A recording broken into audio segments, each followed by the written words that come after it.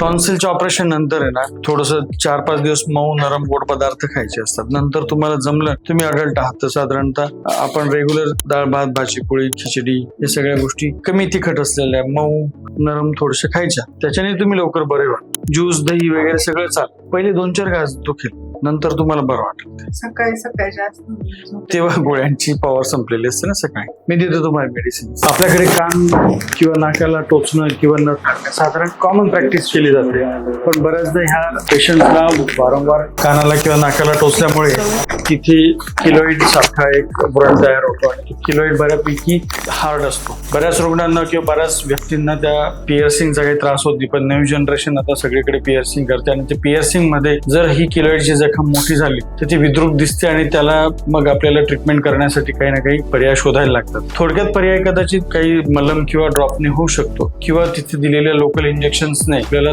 तो जो किलोइडचा व्रण आहे तो कमी करता येऊ शकतो किंवा नाहीसे करता येऊ शकतो. पण याच्यात जर दिरंगाई झाली तर हे व्रण खूप मोठे होतात, विद्रूप दिसण्यासाठी कारणीभूत ठरतात आणि त्यासाठी मोठ्या शस्त्रक्रियेची गरज पडू शकते.